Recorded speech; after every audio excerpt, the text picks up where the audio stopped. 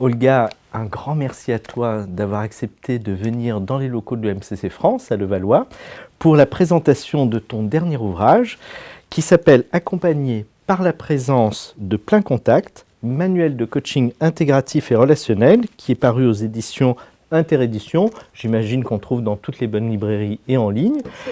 Donc je suis d'abord très touché de t'accueillir parce que tu m'as fait découvrir des pans entiers de notre métier. Et je connais ton attachement à la fois à l'excellence de cette pratique et aussi à mettre en lumière toutes les spécificités de l'être, l'unicité de l'être, qui est vraiment le socle, le fondement, j'allais dire, philosophique de nos approches. Donc un grand merci à toi. Merci à toi. Tout de suite, ce qui me serait important, c'est qu'on connaisse un petit peu quelques éléments saillants de ton parcours qui font qu'Olga est là aujourd'hui parmi nous. Écoute, je te remercie. Alors déjà, tu me disais tout à l'heure que tu aurais aimé entendre mon rire. Je n'ai pas rigolé parce que je souhaitais vraiment t'entendre et t'écouter.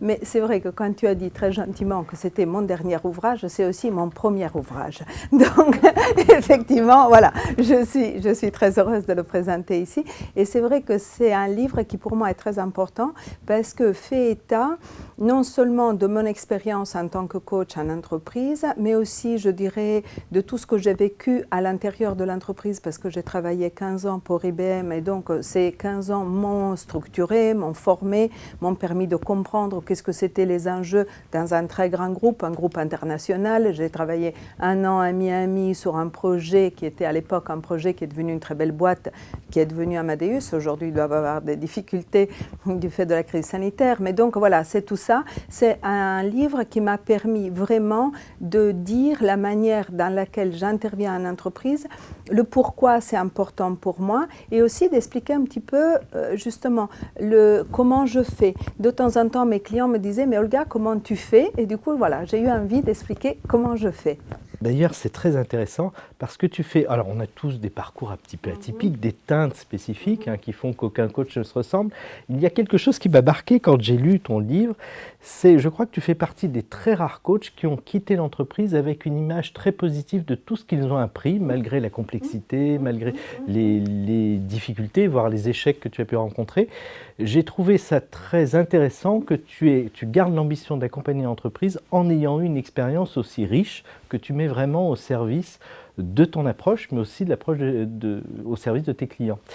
Est-ce que tu peux nous dire déjà ce qui t'a donné envie de l'écrire, de le coécrire d'ailleurs ?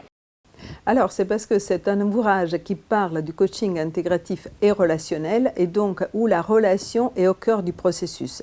Le processus relationnel lui-même est plus important quelque part que le contenu. C'est un des principes philosophiques sur lesquels s'appuie cette méthode. Et donc, écrire le livre seul, pour moi, ne faisait pas sens. C'était important que je puisse être en relation avec l'autre. Et en étant en relation avec l'autre, je dirais que c'est plus facilement aussi faisable d'être en relation avec toutes les dimensions du soi, c'est-à-dire avec la pensée, avec nos affects, avec le corps et aussi d'un point de vue comportemental. Donc, c'était logique et presque et vraiment nécessaire de mon point de vue. Très cohérent. Oui, cohérent, absolument. C'est le bon mot. Absolument. Merci. Alors, tu évoques deux praticiens qui ont vraiment structuré à la fois ta pensée, ton approche, ta pratique. Tu évoques par exemple des protocoles d'intervention très puissants, par exemple de Carlo Moeso. Est-ce que tu as envie par exemple de nous en évoquer un et de voir comment tu l'intègres dans cette approche plus globale, intégrative et relationnelle ? Je dirais qu'un des modèles les plus importants de Carlo, c'est le modèle des identités. Je ne vais pas l'expliquer ici parce que c'est un modèle relativement complexe. Par contre, il part du postulat que chacun d'entre nous vient au monde avec des caractéristiques individuelles, des besoins fondamentaux, et après lui est rajouté et c'est cieux pour dire qu'il y a une part qui est laissée au hasard. Et donc, qu'en fonction dans laquelle, selon la manière dans laquelle l'enfant est accueilli au monde, c'est-à-dire si les caractéristiques sont reconnues en tant que telles et si les besoins sont satisfaits de manière adéquate, dans ce cas-là, il peut se développer de manière harmonieuse. Je dirais que ça arrive très rarement parce que je suis parent aussi et je sais comment c'est difficile. Donc, c'est difficile de répondre de manière adéquate aux besoins d'un enfant. Parce qu'il s'agit non seulement de satisfaire, mais aussi de contenir. Et donc, c'est différent, je dirais, pour chaque personne, pour chaque individu.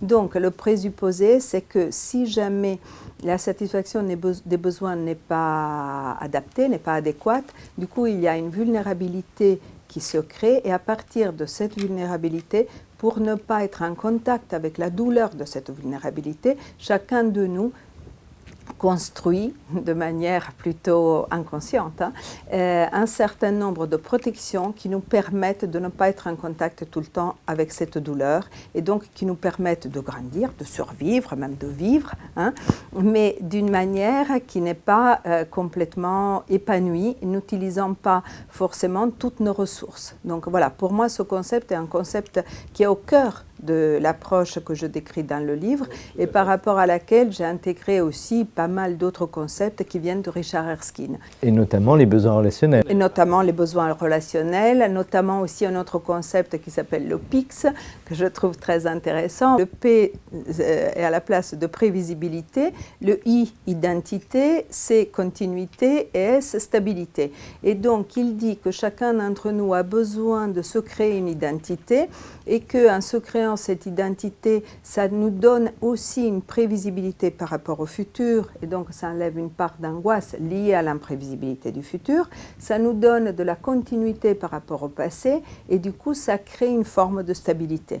Donc c'est un concept pour moi qui est aussi central et qui est important pour moi d'enseigner, parce que je forme aussi des coachs, d'enseigner aux coachs pour les aider à comprendre qu'un comportement, il a une signification et qu'il est important, avant de vouloir aider même le client à le changer à tout prix, de comprendre quelle est la fonction psychologique de ce comportement spécifique.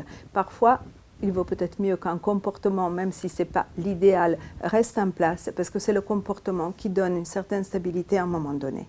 Est-ce que tu as une consigne, parce que tu vas beaucoup plus loin qu'un certain nombre de praticiens dans notre secteur sur la dimension réparation, la dimension, j'allais dire, thérapeutique du geste du coach. Est-ce que tu aurais une recommandation pour les praticiens qui s'intéresseraient à ta méthode ? Normalement, ils mettent quelques mots de biographie des auteurs à la fin du livre. Et là, je me souviens que quand j'ai échangé avec Hélène de Castilla d'Interédition, j'étais contente parce qu'elle a compris l'approche. Je lui ai dit que pour moi, c'était important que ça soit au début du livre pour expliquer les raisons pour lesquelles et grâce auxquelles j'étais arrivée à cette méthode. Et donc, expliquer comment c'est nécessaire que chaque praticien fasse un travail en profondeur sur soi pour vraiment essayer de son mieux de devenir une personne intégrée lui-même, une personne adulte qui prend en compte ses propres vulnérabilités, qu'il en est conscient et qui du coup, grâce à cette conscience de soi et aussi à une humilité qui est important qu'il soit là tout le temps, se met au service de l'autre et puisse l'accompagner de la manière la plus ajustée possible. Et c'est un livre aussi qui se veut, pour moi, donneur d'espoir. C'est-à-dire que ça permet de normaliser le fait que chacun d'entre nous a vécu des blessures, bien sûr, de niveaux différents, etc., etc. Et ce n'est pas parce que nous avons été vulnérables à un moment donné de notre vie que nous ne pouvons pas chercher à réparer et à être au mieux de nous-mêmes. Voilà, Carlo, il disait souvent ça. Il disait, parce qu'il s'adressait à moi, Olga, tu ne peux pas être mieux de ce que tu es, mais tu peux chercher à être au mieux de toi-même. Et donc, c'est vraiment un livre, pour moi, qui porte l'espoir pour chacun et aussi pour ceux qui accompagnent, d'aider l'autre à être au mieux de soi-même. Super. Alors, j'ai retenu entre autres, parmi de nombreuses phrases absolument extraordinaires, être, y être, devenir. Oui. Et donc, je vous propose de découvrir cet ouvrage dans toutes les bonnes librairies de Olga Chiappini et de Jérôme Noujaïm, on prononce comme ça son nom, accompagné par la présence de Plein Contact aux éditions Interédition. Merci beaucoup, Olga. Merci beaucoup. Merci.